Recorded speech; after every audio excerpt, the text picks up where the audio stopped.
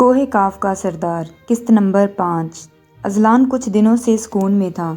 اسے دوبارہ کوئی قابل ذکر واقعہ پیش نہیں آیا تھا، مگر وہ ہر وقت زینب اور کابوت کے بارے میں سوچتا رہتا۔ اپنے قبیلے کی طرف سے وہ مطمئن تھا، کیونکہ اس کے چلے پر بیٹھتے ہی قبیلے کے گرد حصار قائم ہو چکا تھا۔ اذلان نے اپنے بقیہ دن گزارے۔ اس کے عمل کا آج 39واں دن تھا۔ جو ہی اس نے حصار قائم کیا، اسے اپنے گرد سیاہ ہولے دکھائی دینے لگے۔ وہ خاموشی سے بیٹھ کر وظائف کرنے لگا۔ ہیولے اسے دیکھ کر آپس میں باتیں کرنے لگے۔ اذلان ان کی باتیں سن رہا تھا۔ یہ کون ہے؟ یہاں کیوں آیا ہے؟ ایک بوڑھے جن کی آواز آئی تھی۔ نہ جانے کون ہے، ابھی تو حصار میں ہے، اس لیے ہمیں اس کے بارے میں نہیں پتا، مگر جو بھی ہے ہمارا خیر خواہ ہی ہے۔ دوسرے جن نے کہا تھا، ہاں مگر ہمیں نکلنا چاہیے، اسے آخری دنوں میں بہت مشکلات پیش آئیں گی۔ دوسرے جن نے کہا، اب ہاں چلو ساتھیو۔ بوڑھے جن کی آواز پر وہ ہولے ایک طرف کو چل دیے۔ اذلان حیران سا انہیں جاتا دیکھنے لگا۔ ہا ہا ہا، کسی زنانہ ہنسی پر وہ چونکا۔ سامنے ہی سندری کابوت کو لیے کھڑی تھی۔ کابوت سخت زنجیروں میں بندھا تھا۔ اذلان، میرے شیر، یہاں آؤ۔ سندری کی سحر زدہ آواز سے اذلان اپنے حواس کھونے لگا۔ اذلان، یہاں آؤ۔ اذلان کسی ٹرانس کی کیفیت میں اٹھا اور حصار توڑنے کے قریب ہی تھا جب کسی نے اسے دھکا دیا۔ اذلان اچانک ہوش میں آیا۔ کسی صورت میں بھی آنکھیں مت کھولنا، آواز بہت بھاری تھی۔ اذلان نے دیکھا کوئی دیونما جن تھا جو اذلان فوراً ہی اذکار میں مصروف ہو گیا۔ اس کی آنکھیں بند تھیں۔ سندری غصے سے لال ہوتی دیو کی طرف چپٹی۔ سردار، آنکھیں مت کھولیے گا اور اذکار تیزی سے دہرائیں۔ دیو کی آواز پر اذلان نے اذکار میں تیزی لائی اور آنکھیں زور سے میچ لیں۔ اذلان، مجھے بچاؤ، اذلان، اذلان۔ کابوت کی آواز پر اذلان کو آنکھیں کھولنے پر مجبور کر رہی تھی۔ زخموں سے چور کبور چیخ رہا تھا، زنجیروں کو توڑنے کی کوشش میں تھا، مگر وہ جادوئی زنجیریں بہت مضبوط تھیں۔ دیو سندری کے ساتھ لڑنے میں مصروف تھا۔ سندری کافی طاقتور تھی، مگر دیو اس پر حاوی ہوتا جا رہا تھا۔ اذلان کے اذکار کی تیزی سے دیو میں طاقت بڑھتی جا رہی تھی اور ایک زوردار جھٹکے کے ساتھ دیو نے سندری کے سر کے بال نوچ ڈالے۔ ایک چیخ سے آسمان تک لرز اٹھا اور سندری وہیں ڈھیر ہو گئی۔ کچھ دیر کے بعد اس کا وجود دھواں بن کر غائب ہو گیا۔ اذلان نے آنکھیں کھولیں اور ایک لمبا سانس کھینچ کر حصار سے باہر آ گیا۔ کابوت! اذلان بے ہوش کابوت کے پاس گیا۔ اس کی زنجیریں کھل چکی تھیں۔ اذلان نے کابوت کو اٹھایا اور ایک طرف لٹا دیا۔ دیو، تم اسے قبیلے میں لے جاؤ۔ اذلان نے دیو کو حکم دیا۔ سردار، چلہ مکمل ہونے سے پہلے یہ یہاں سے باہر نہیں جا سکتے، کیونکہ سندری کے مرنے کی خبر لیوسفر تک پہنچ چکی ہے۔ وہ دوبارہ حملہ کرے گا۔ دیو کے کہنے پر اذلان نے سر ہلایا اور کابوت کا فکر مندی سے دیکھنے لگا۔ آپ بے فکر رہیں، یہ کچھ گھنٹوں میں ٹھیک ہو جائیں گے، میں ادھر ہی ہوں۔ دیو کے کہنے پر اذلان نے اس کی طرف غور سے دیکھا۔ وہ ایک بہت لمبا اور خوفناک دیو تھا۔ تم میرے غلام ہو؟ اذلان نے کھڑے ہوتے ہوئے دیو سے پوچھا۔ جی سردار، جیسے پریزاد تھے ویسے میں ہوں۔ مجھے مارنے سے میری طاقتیں آپ کی ہو جائیں گی، دیو نے فخر سے کہا۔ ٹھیک ہے، میں آرام کروں گا، کل آخری دن ہے چلے کا، اذلان نے کہہ کر اپنی جگہ پر کروٹ لی۔ وہ آج بہت پرسکون تھا۔ اس کی سوچ اب زینب پر رک گئی تھی۔ اکبر گھر لوٹا تو سدرا غصے سے بھری ہوئی صوفے پر بیٹھی تھی۔ کیا ہوا سدرا؟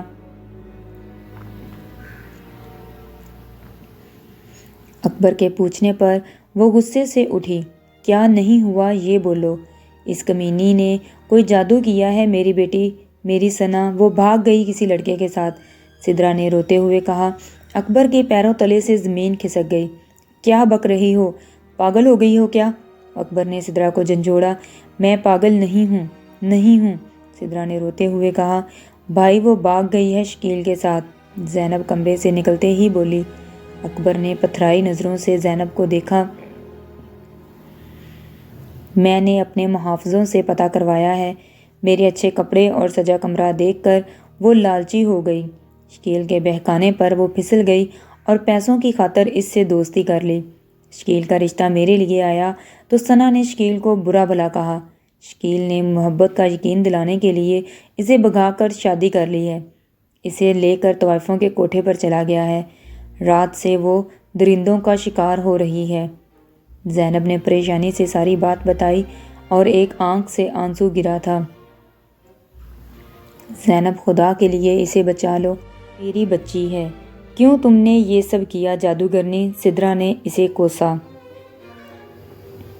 چپ، بس چپ اب، اور نہیں، مر گئی ہے وہ کمینی۔ سدرا تو نے میری بہن پر الزام لگایا نا، اس کی بد دعا لگی ہے، مجھے معاف کر دو زینب۔ اکبر نے زینب سے معافی مانگی، وہ رو رہا تھا۔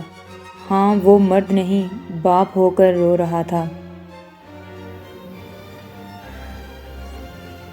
ہائے، یہ بیٹیاں بھی نادان ہیں، اپنے باپ کی عزت روند کر کسی اور کے ساتھ بھاگ جاتی ہیں اور پھر کسی کوٹھے یا پھر ہوٹلوں کی زینت بنتی ہیں۔ اذلان حصار میں بیٹھا اپنے عمل میں مصروف تھا۔ کابوت دور بیٹھا اسے یکٹک دیکھ رہا تھا۔ کابوت اب پہلے سے بہتر تھا۔ وہ دیو کو اس کا خیال رکھ رہا تھا اور کوئی مرہم اس کے زخموں پر لگاتا جس سے وہ ٹھیک ہو رہا تھا۔ دیو نے اس کے گرد حصار بنا دیا تھا جس سے کوئی بھی مخلوق اسے نقصان نہیں پہنچا سکتی تھی۔ کابوت سے اذلان نے کسی قسم کی کوئی بات نہیں کی تھی کیونکہ چلے کے دوران وہ کسی انسان اور جن سے بات نہیں کر سکتا تھا سوائے ان مخلوقات کے جو اس کے عمل کے باعث وجود میں آئی تھیں۔ اذلان کے عمل کا آج آخری دن تھا۔ اسے تمام جنات کو آزاد کرنا تھا جو شیاطینوں کی قید میں تھیں۔ اذلان تیزی سے اذکار میں مصروف تھا کہ اچانک اس کے سامنے ایک ریچھ نمودار ہوا۔ وہ ریچھ اتنا خوفناک تھا کہ کوئی انسان اسے دیکھ کر ہی بے ہوش ہو جاتا، مگر اذلان کا ایسے جنات سے پالا پڑ چکا تھا، اس لیے وہ خاموشی سے اذکار کرنے لگا۔ اذلان بچاؤ، اذلان۔ اچانک اس کی سماعت سے زینب کی آواز ٹکرائی۔ اس نے آنکھ کھول کر دیکھا تو ریچھ کے ہاتھوں میں زینب موجود تھی۔ وہ بری طرح تڑپ رہی تھی۔ ایک دم سے وہاں ایک انسان نمودار ہوا۔ وہ ایک نوجوان تھا۔ اس نے زینب کو ریچھ سے چھڑایا اور زمین پر پھینک کر کپڑے جسم سے الگ کرنے لگا۔ اذلان کا جسم غصے سے لال ہونے لگا۔ وہ انتہائی خوفناک شکل میں تبدیل ہونے لگا۔ اس نوجوان نے زینب کو بالکل برہنہ کر دیا۔ زینب مدد کے لیے پکار رہی تھی۔ وہ بری طرح چیخ رہی تھی۔ اذلان نے غصے پر قابو رکھا اور اذکار میں مصروف رہا۔ وہ جانتا تھا کہ یہ صرف نظر کا دھوکہ ہے، مگر اپنی محبت کو یوں برہنہ دیکھ کر وہ کانپ گیا تھا۔ کچھ ہی دیر گزری تو زینب نے چیخنا بند کر دیا اور مسکرا کر نوجوان کے ساتھ شامل ہو گئی۔ وہ دونوں اذلان کے سامنے بدکاری میں مصروف ہو گئی۔ اذلان کی آنکھیں مفلوج ہو گئی تھیں۔ وہ ہلنے سے قاصر تھا، زبان اذکار سے تر تھی۔ وہ تیزی سے اذکار کرنے لگا۔ وہ دونوں جب بدکاری سے فارغ ہوئے تو ریچھ نے زینب پر حملہ کر کے اس کے چیتھڑے اڑا دیے۔ وہ نوجوان غائب ہو گیا تھا۔ اذلان نے ایک گہرا سانس لیا اور قرآن پاک کھول لیا۔ وہ جوں ہی سورج جن پہ پہنچا، منظر تبدیل ہو گیا۔ اس کے سامنے قبیلے کا منظر شروع ہو گیا۔ ملکہ بستر پر سو رہی تھی اور اس کے پاس شیطانوں کا سردار لیوسفر موجود تھا۔ اذلان ایک لمحے کے لیے سکتے میں آ گیا۔ لیوسفر آگے بڑھا اور ملکہ کے کپڑے پھاڑ دیے۔ ملکہ خود کو بچانے کے لیے جدوجہد کرنے لگی مگر بے سود۔ اذلان غصے میں لال پیلا ہو گیا۔ اس نے زور سے قرآن کی تلاوت شروع کر دی۔ اس کے لہجے میں غصہ شامل تھا۔ جنگلات کے درخت بھی لرز اٹھے تھے۔ دور بیٹھے کابوت اور دیو اذلان کے بدلتے رنگ دیکھ رہے تھے۔ اذلان کی تلاوت میں شدت آ گئی۔ اس کے سامنے ملکہ کی عزت روندی جا رہی تھی۔ اذلان نے آنکھیں بند کر لی۔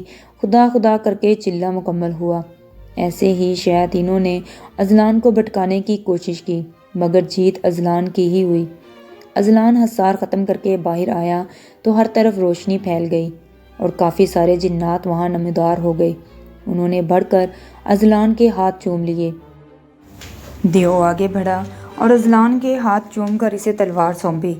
سردار، اب وقت آ گیا ہے کہ آپ ہمیں ختم کر کے اپنی طاقتیں واپس لے لیں، ورنہ ہم لوگ کچھ ہی گھنٹوں میں شیاطین کی قید میں چلے جائیں گے۔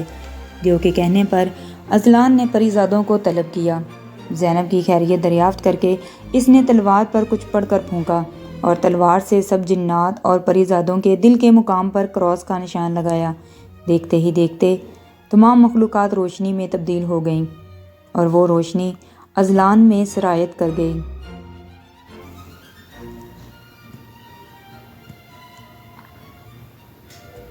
اذلان وہیں پر بے ہوش ہو گیا۔ کابوت نے اسے اٹھایا اور حصار قائم کر کے قبیلے روانہ ہو گیا۔